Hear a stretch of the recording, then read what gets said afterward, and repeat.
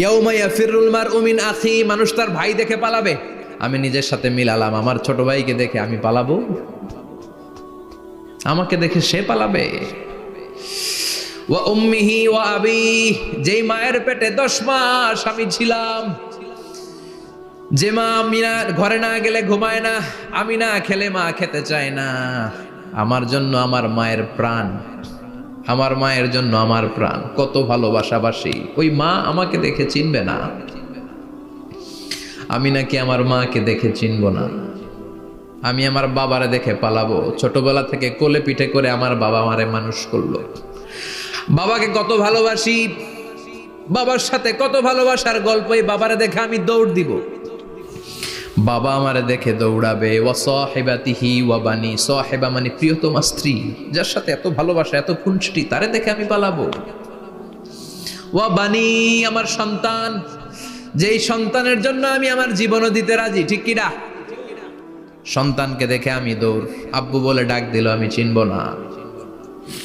আমার মেয়েটা আমারে ডাকলে নাকি আমি চিনব না, আমার মেয়েও আমারে চিনবে না। ইয়াউমা ইয়াফিরুল মারউ মিন আখিহি ওয়া উম্মিহি ওয়া আবিহি ওয়া সাহিবাতিহি ওয়া বানিহি লিকুল্লি ইমরিইম মিনহুম ইয়াউমাইযিন শাআনুন ইউগনিহি।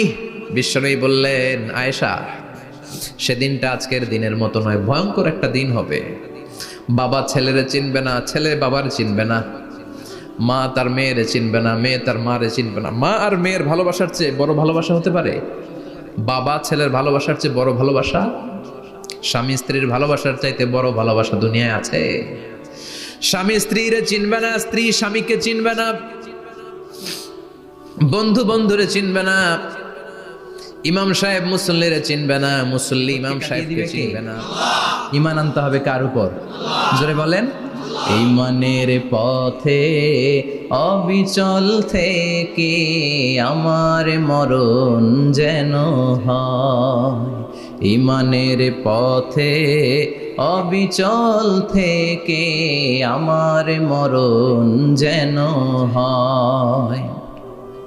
তোমারই কাছে মিনতি আমার, তোমারই কাছে মিনতি আমার, মহামহিম দয়াময়,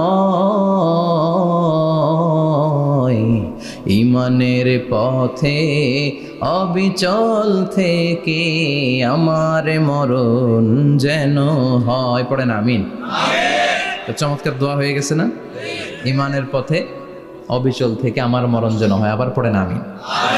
তো যেই ইসলামী সঙ্গীতগুলোর, নাশিদগুলোর কথামালা সুন্দর, এগুলো আপনারা গাবেন, এগুলো হৃদয়কে টাচ করে। যেগুলো হৃদয় থেকে লেখা হয় এগুলো হৃদয়কে টাচ করে, যেগুলো হৃদয় দিয়ে বলা হয় এগুলো মানুষের অন্তরে যে টাচ করে, ঠিক কি না? বিশ্বনবী যা বলতেন হৃদয় থেকে বলতেন, প্রাণ খুলে বলতেন, প্রাণ থেকে বলতেন, যেটা মানুষের হৃদয়কে টাচ করত। আবার বিশ্বনবী কথা বলতেন কম, কিন্তু এটার অর্থ ছিল ব্যাপক। বিশ্বনবী বলতেন, ও তু জাওয়ামি আল কালিম, আমাকে আল্লাহ তাআলা জাওয়ামি আল কালিম দিয়েছে। বিশ্বনবী বলতেন অল্প, বলতেন অল্প, কিন্তু এটার অর্থ, ব্যাখ্যা, বিশ্লেষণ ভলিউমের পর ভলিউম হয়ে যায়, কিন্তু ব্যাখ্যা শেষ হয় না। সুবহানাল্লাহ। আবার বিশ্বনবী বলতেন, নুসিরতু বির-রা'বি মাসিরাতা শাহর, আমি যে এলাকায় দাঁড়িয়ে থাকি এলাকার ডানে বায়ে সামনে পেছনে 1 মাসের দূরত্বের রাস্তা পর্যন্ত ওই জায়গায় কোনো কাফের দাঁড়িয়ে থাকলে আমার ভয়ে তার অন্তর থার থার করে কাঁপে। ভয় দিয়ে বিশ্বনবীকে আল্লাহ তাআলা সাহায্য করেছেন। 1 মাস ডানে বায়ে সামনে পেছনে 1 মাসের দূরত্বের ভেতরে যদি কোনো কাফির মুশরিকদের আন্ডা বাচ্চাও থাকে, যত দূরেই থাকুক, বিশ্বনবীর ব্যাপারে তার অন্তরে ভয় আর ধুকধুকানি শুরু হয়ে যায়। সুবহানাল্লাহ পড়েন।